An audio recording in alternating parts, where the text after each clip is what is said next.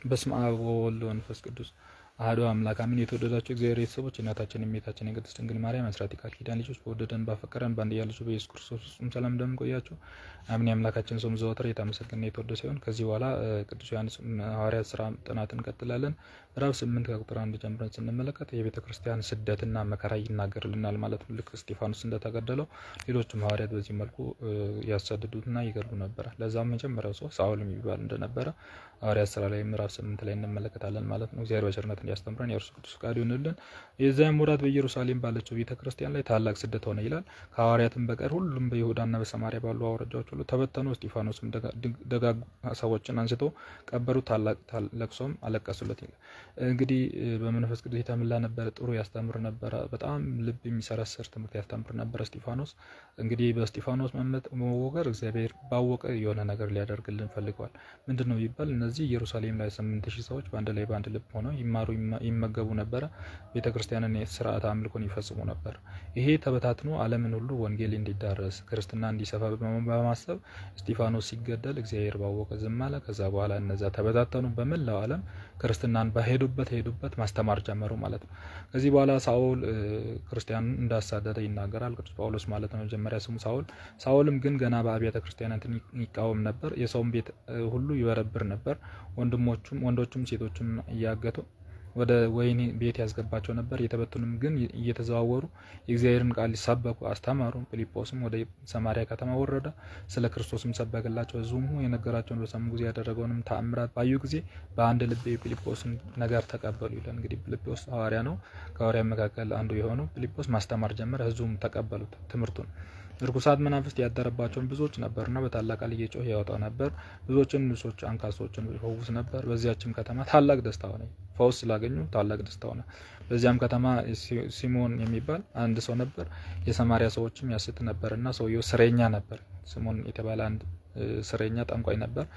ራሱንም ታላቅ ያደርግ ነበር። ከታናናሾች ጀምሮ እስከ ታላቆች ድረስ ታላቅ የእግዚአብሔር ኃይል ይህ ነው እያሉ ሁሉም ያደምጡ ነበር። ከብዙም ዘመን ጀምሮ በጥንቃቄ ያታልላቸው ስለነበር ያደምጡት ነበር። ነገር ግን ፊልጶስ ስለ እግዚአብሔር መንግስት ስለ ኢየሱስ ክርስቶስ ሰበከላቸው። ባመኑ ጊዜ ሴቶችም ወንዶችም ተቀመጡ። ሲሞንም ወዲያውኑ አምኖ ተጠመቀ። ፊልጶስም ይከተል ጀመር። በፊልጶስ ላይ እጅ ላይም የሚያደርገውን ተአምራት ታላቅ ኃይል ባየ ጊዜ ይደነቅ ነበረ። እንግዲህ ሲሞን እዛ በኋላ ፊልጶስን ይጠይቋል። በኢየሩሳሌም የነበሩ ሐዋርያትም የሰማርያም ሰዎች እግዚአብሔርን ቃል እንደተቀበሉ በሰሙ ጊዜ ጴጥሮስ ዮሐንስም ወደ እነርሱ ላኳቸው። ወርዶም መንፈስ ቅዱስን እንዲቀበሉ ጸለዩላቸው። በጌታችን በኢየሱስ ክርስቶስ ስም ተጠመቁ እንጂ ከመካከላቸው በአንዱ ላይ እንኳን መንፈስ ቅዱስ ገና አልወረደም ነበርና በዚያ ጊዜ እጃቸውን ጫኑባቸው፣ መንፈስ ቅዱስን ተቀበሉ። ሲሞንም ሐዋርያት በእጃቸውን በጫኑበት ሰው መንፈስ ቅዱስ እንደሚያወርድ ባየ ጊዜ ገንዘብ አመጣላቸውና እጄን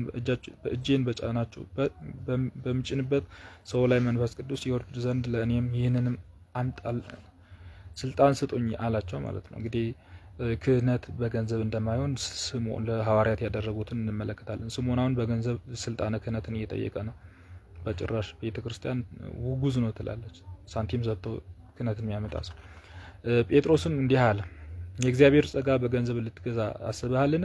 ገንዘብ ካንተ ጋር ይጥፋ። በዚህ ነገር እድል ርስት የለህም። በእግዚአብሔር ፊት ልብህ የቀና አይደለም። አሁንም ከክፋት ተመለስና ንስሐ ግባ። የልብህንም ሐሳብ ይተውልህ ዘንድ እግዚአብሔር ለምን። በመራራ ሐዘን ተመርኩዘ በአመፃ ማሰሪያ የተበተበክ የምትኖር ሆነ አያሃለውና። ሲሞንም መልሶ ካላችሁት ሁሉ ምንም እንዳይደርስብኝ እናንተ ወደ እግዚአብሔር ለምኑልኝ አለ። እነርሱም ከመሰከሩና የእግዚአብሔርን ቃል ከተናገሩ በኋላ ወደ ኢየሩሳሌም ተመለሱ። ብዙዎችም የሰማርያ መንደሮች የእግዚአብሔርን ቃል አስተማሩ ይላል። እንግዲህ በዚህ መልኩ ስምዖን ይቅርታ ጠይቅ ሲባል ይቅርታ ጠየቀ። በዚህን ጊዜ ወደ ሌላ ትምህርት ወደ ሌላ አገልግሎት መሄድ ጀመሩ። ፊልጶስም ወደ ኢትዮጵያ ጃንደረባ እንዲሄድ እግዚአብሔር አዘዘው። እግዚአብሔር መልአክም ፊልጶስን ተናገረው እንዲህም አለው፣ በቀትር ጊዜ ተነስና ወደ ደቡብ በኩል ወደ ኢየሩሳሌም ጋዛ በሚያድረው መንገድ በዳው መንገድ ሄድ። ተነስቶም ሄደ። እነሱም የኢትዮጵያ ንግስት በሄንደኬ ጃንደረባ በሹማምንት የበለጠ በሀብቷ ሁሉ በእንጀሮንድ የነበረ አንድ ኢትዮጵያዊ ሰው ነበረ። እርሱም ሊሰግድ ወደ ኢየሩሳሌም መጣ ይላል። ሲመለስም በሰረገላ ላይ ተቀምጦ የነቢዩ ኢሳያስን መጽሐፍ ያነብ ነበር። መንፈስ ቅዱስም ፊልጶስን ሂድ፣ ይህን ሰረገላ ተከተል አለው። ፊልጶስም ፈጥኖ ወደ ደርሶ የነቢዩን የኢሳያስን መጽሐፍ ሲያነብ ሰማው። ፊልጶስም በውኑ የምታነበውን ታስተውላለህን አለው። ጃንደረባውም ያስተምረኝ ሳይኖር በምን አውቃለሁ አለው። ወደ ሰረገላው ወጥቶ አብሮት ይቀመጥ ዘንድ ፊልጶስን ለመነው። ያነብ የነበረው መጽሐፍ ቃል እንዲህ የሚል ነበር። እንደ በግ ወደ መታረድ ተነዳ፣ ጠቦትም በሚሸሉት ፊት እንዳይናገር እንዲሁ አፉንም አልከፈተም። በውርደት ፍርዱ ተወገደ። በውርደቱ ፍርዱ ተወገደ፣ ሕይወቱም ከምድር ተወግዷልና ትውልዱም ማን ይናገራል? ጃንደረባም ሱራፌልም መልሶ ፊልጶስም መልሶ ነቢዩ ስለማን እንዲህ ይላል? ስለ ራሱ ነውን ወይስ ስለሌላ? እባክህ ንገረኝ ብሎ ጥያቄ ያቀረበለት። በዚህን ጊዜ ፊልጶስ አፉን ከፍቶ ስለ ኢየሱስ ከዚያ መጽሐፍ ጀምሮ አስተማረው። በመንገዱም ሲሄድ ወደ ውሃ ደረሱ። ጃንደረባው እና ውሃ መጠመቅ ምን ይከለክለኛል አለው። ፊልጶስም በፍጹም ልብ ብታምን ይሆንልሃል ብሎ አለው። ጃንደረባው መልሶ ኢየሱስ ክርስቶስ የእግዚአብሔር ልጅ እንደሆነ እኔ አምናለሁ አለው። ሰረገላውም እንዲቀመጥ አዘዘ። አቆመው። ፊልጶስም ጃንደረባው በአንድነት ወደ ውሃ ወረዱ፣ አጠመቀውም። ከውሃው ከወጡ በኋላ የእግዚአብሔር መንፈስ ፊልጶስን ነጠቀው፣ ወስደው ጃንደረባው ከዚያ ወዲህ አላየውም። ደስ እያለው መንገዱንም ሄደ። ፊልጶስም አዛጦን ወደምትባል ሀገር ደረሰ። በከተማ ሁሉ እየተዘዋወረ ወደ ቂሳሪያ እስኪደርስ ድረስ ያስተምር ነበር ይላል። በዚህ መልኩ ክርስትና በ34 ዓመተ ምህረት ወደ ኢትዮጵያ ገብታለች። በማን በኩል? በኢትዮጵያ ጃንደረባ በኩል። ሐዋርያት ሥራ ምዕራፍ 8 ላይ ባለው ታሪክ መሰረት ማለት ነው። እና ኢትዮጵያዊ ጃንደረባ ልዩ የሚያደርገው የሚያነበውን ነገር እንደማያስተውልና እንደማይረዳው እንዳልገባው ገብቶታል። ትርጓሜ እንደሚያስፈልገው የማንን ትንቢት ይናገር ነበር? የነቢዩ ኢሳያስ ምዕራፍ 53ን እንደሚታረድ በግ ዝም አለ የሚለውን በሸላቾቹ ፊት ዝም አለ ብሎ የተነገረው ለማን ነው? ነቢዩ ስለራሱ ነው ስለሌላ ነው ብሎ ትርጓሜ ስለ ራስ ስለሌላ እንደሚባል ትርጓሜ ይዘቶች መካከል አንዱ ይሄ ነውና ጠየቀ። እኔ ጃንደረባ እኔ ኃላፊ ነኝ፣ እንዴት ብሎ የምታነበው አይገባልህም ብሎ ሊጠይቀ የሚችለው?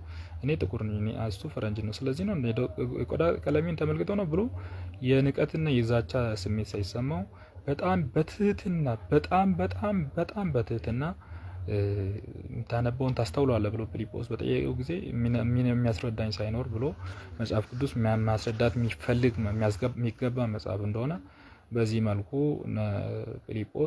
ጃንደረባው ፊልጶስ እንዲያስረዳው እንዲያስተምረው ፈቃደኝነቱን ገልጾ ከዛ በኋላ መጠመቅም እንደሚፈልግ ውሃ ዳር ሲደርሱ መጠመቅም እንደሚፈልግ ፈቃደኝነቱን ገልጾ በዚህ መልኩ አደረገ ማለት ነው። እና የኢትዮጵያዊ ጃንደረባ በረከቱ የሐዋርያው ፊልጶስን በረከት ይደርብን። ወስብሐት ለእግዚአብሔር።